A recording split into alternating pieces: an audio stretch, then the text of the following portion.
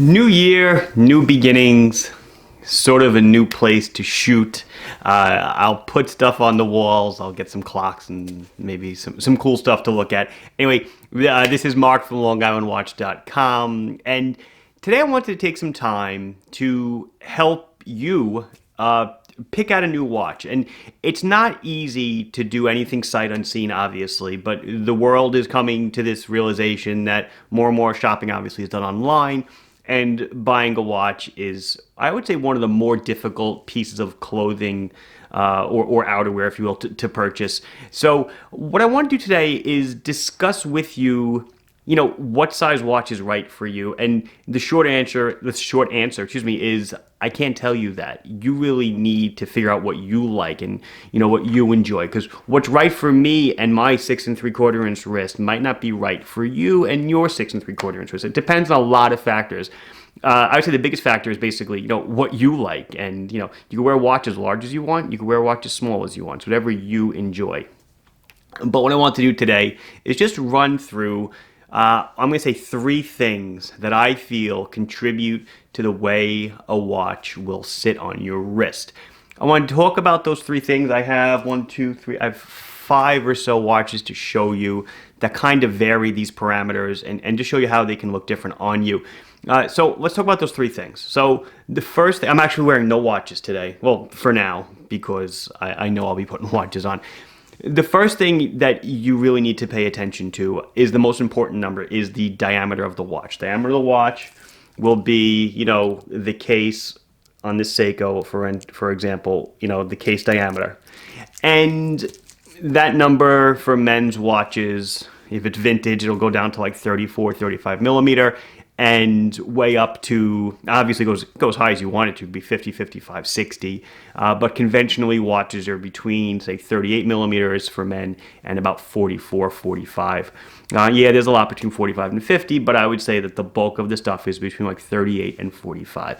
So it's a good number to know, hey, I like a 45, but that doesn't mean that every 45 will be right for you.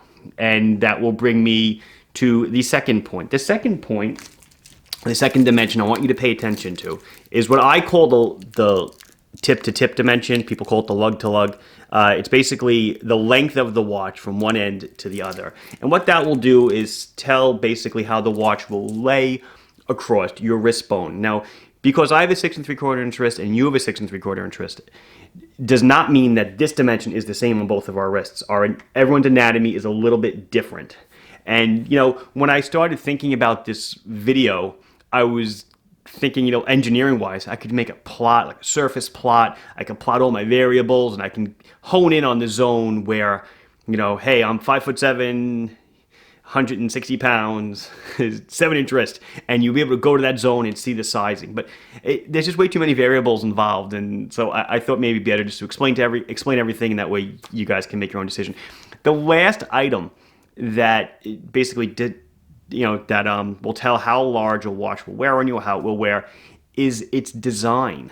Not only its case design, but the bezel design. Is there a bezel, or is there not a bezel? Watches that don't have a bezel or any bezel to speak of will generally appear larger, both in the hand and on the wrist, than a watch with a bezel. It will look smaller, like a dive watch bezel. So that to me actually is one of the most important things to recognize. It can turn bezel or no bezel, or bezel design can flip all the other numbers way around and just change what you may or may not feel comfortable wearing just by simple appearances. So let's just head on over and we'll do some aerial shots, if you will, showing the watches on my wrist, and I'll kind of try to explain all the different sizes and what it might mean for you.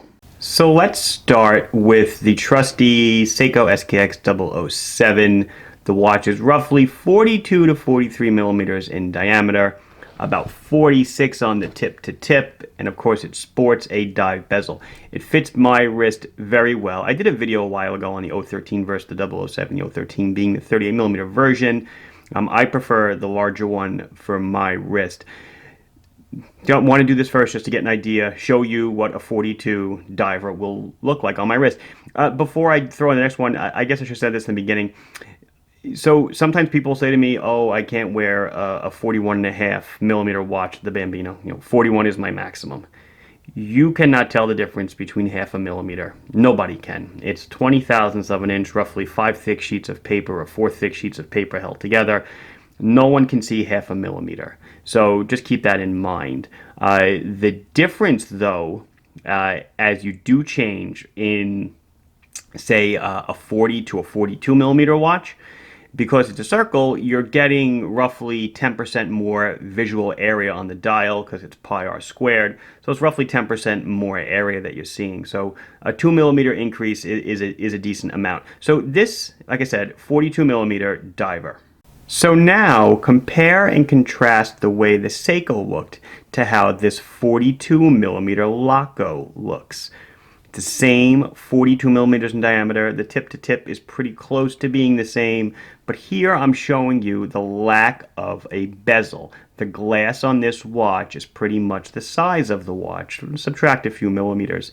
On the Seiko, the watch is 42, but the crystal was, I think the crystals on those are like 31 millimeters.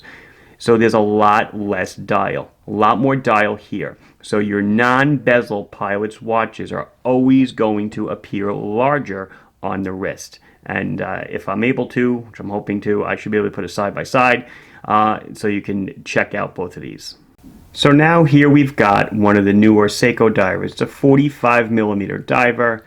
It's a 50 millimeter on the tip to tip. Now here I want to show you what lugs can do to a watch, that tip-to-tip length that I discussed earlier. And these watches aren't sized for me, so I'm kind of holding them in place. But that is what it looks like on my wrist. Some people may say it's too big for me. I would wear it. The 50 millimeter tip-to-tip is kind of the max on my wrist. So any more and the lugs will start to overhang, which is okay if you don't mind it. But, if you do mind it, then, the strap coming in may look a little weird. So this is a 45 millimeter diver with roughly a 50 millimeter tip to tip. Let's compare and contrast that to another one with a very different lug design. So let's now look at the Seiko Bottle Cap. This is also a 45 millimeter diameter watch. The case is a little bit different. It's flared out a bit towards the middle, as you can see. But it is 45 true diameter. And the lug to lug, though, is very short. Let me try to angle it up. Look at the lug to lug. The lugs are almost non-existent. The lug to lug on this is like 46, 47 millimeter. Look, in my opinion, how much smaller this watch looks than the Seiko I just showed you with the big bezel and the much larger tip to tip. This is certainly much more comfortable to wear, certainly much smaller. It actually almost looks like the 007 that I showed you in the beginning. That's 42 millimeter. What a difference a change in lug design in the lug to lug difference makes. I'm going to do one more watch just to, kind of seal the deal, so to speak. So now here is a Marathon. What is this? This is the JSAR, the Jumbo Search and Rescue. How big do you think this watch is? Well, it may shock you to find out that it's about the same size as the other two Seikos I just showed you in the diameter department. It's roughly, I'll even show you with the vernier calipers that hopefully now you guys know how to use. It is 46 millimeter. It's 1 millimeter larger than the two Seikos I just showed you. Just 1 millimeter in diameter. That's it. It's got a smaller bezel, not as wide as the other one, but the tip to tip is a monstrous 55 millimeter. So it overhangs my wrist a bit, and it's very thick. I didn't talk about thickness at all because in the 2-dimension, it's hard to, thickness kind of really doesn't come into play, but thickness does. But this is just a monster of it is a dive watch, but it's a monster of a watch. It's very big, a lot of wrist presence. And it does that because of the lug to lug and the smaller-ish bezel, if you will. Not as thick as, say, the other Seiko Diver. So you're getting more glass. It makes it appear a lot larger. It's got a big crown. Just a tremendous watch. I think personally it's amazing that this is only like 1 millimeter in diameter larger than the bottle cap, because the bottle cap fits like a glove, and this, I own one of the Jumbo Day Dates, and it's just night and day difference on the comfort level and the sizing. And before we go, I lined up the 5 watches that I showed you today, and I lined them up in order what I consider to be wrist presence, meaning the smallest wrist presence here on the right, all the way up to the largest wrist presence here on the left. But in actual diameter values, it's like this. It goes this one, this one, this one, this one, this one. So it's what the numbers that you read online tell you a story, they give you an idea, but you really never know until you actually try it on. But using hopefully these guidelines of diameter, lug to lug distance, and bezel size will tip you off a little more to what you like. Now, I know a lot of the listings on the website are lacking the lug to lug. As we make new listings, we do try to put it in because it is becoming a number that more and more of you are looking for. Anyway, this has been Mark from LongIslandWatch.com talking about wrist sizes and watch sizes. Please like this video if you enjoyed it. Please subscribe to the channel if you have not done so. If you have any questions or comments or your own sizing, put them down below. I'd love to read them. Be sure to address them as soon as I can. Thank you for watching. Bye-bye.